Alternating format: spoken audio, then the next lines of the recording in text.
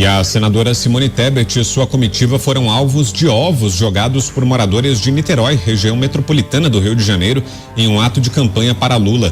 A parlamentar realizava a caminhada na Avenida Amaral Peixoto quando moradores de um prédio jogaram ovos e água em direção aos petistas. Tebet não foi atingida, mas alguns militantes e uma repórter sim. Alguns moradores também estenderam toalhas com o rosto do presidente Jair Bolsonaro em suas janelas como forma de protesto. A senadora estava acompanhada do prefeito da cidade, Axel Grael, da deputada Benedita da Silva e do deputado Alessandro Molon. Em seu discurso, Tebet pediu votos para Lula, voltou a atacar Bolsonaro, afirmando que em 30 de outubro os eleitores colocarão o chefe do executivo no lixo da história. Avinato. Olha, o que a gente vai comentar de hoje? Isso me lembrou de 2007, quando a Narcisa Taborindeg jogava ovo do apartamento dela lá no Chopin. No povo falava, jogo roupa, jogo tudo, quando tô louca jogo até garrafa de Big Coke, é uma coisa... O que você vai falar de um povo que joga ovo da janela? Isso é muito agressivo, isso é muito deseducado, isso é muito descortês. Nós refletimos muito a campanha que nós vemos. Se nós eleitores somos violentos, nós vamos ter campanhas violentas. Nós não podemos achar graça nesse tipo de atitude que é lamentável. Tanto é lamentável jogar ovos contra alguém que você não gosta, quanto é lamentável você declarar-se, chamar de democrático, falar meu amorzinho para um candidato que você passou a vida toda atacando. São duas coisas deploráveis nesta cena.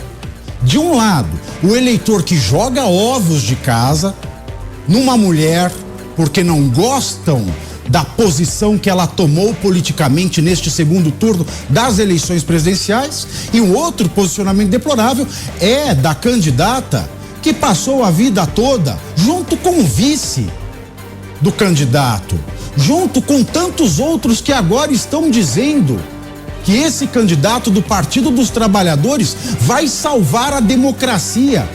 Mas salvar a democracia de quê?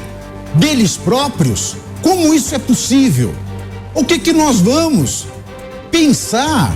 Que crédito nós podemos dar para um político que passou a vida inteira falando as coisas mais terríveis e abomináveis do candidato do Partido dos Trabalhadores e agora apostam nele como se ele fosse Sassá Mutema, o salvador da pátria? Não dá para entender. Se de um lado um político de palavra não vai fazer pacto com aquele que até ontem ele chamava de diabo, o eleitor também não está credenciado para jogar ovo, por mais deplorável que tenha sido essa guinada de opinião. Diga, Zé.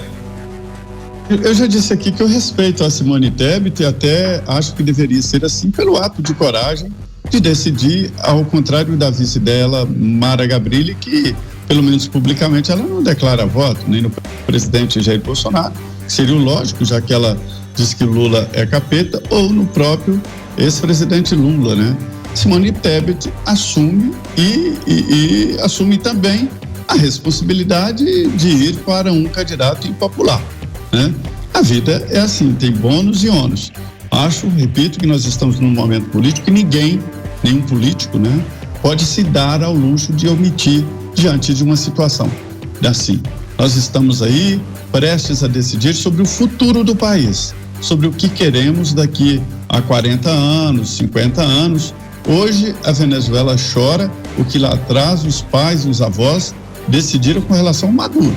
Acharam bonitinho, colocaram um vermelho de boina com a estrela no poder, que pegou o país muito bem porque exportava petróleo e tinha economia boa, e deu no que deu. Então esta é a realidade de hoje. Então eu admiro a coragem dela. É claro que não incentivo nenhum tipo de agressão desta forma. Existem outras maneiras de dizer o que pensa e de se expressar politicamente, em vez de ovos. Mota. Essa história de jogar ovos e tomates em político não é coisa nova, né? Isso acontece até mesmo em outros países.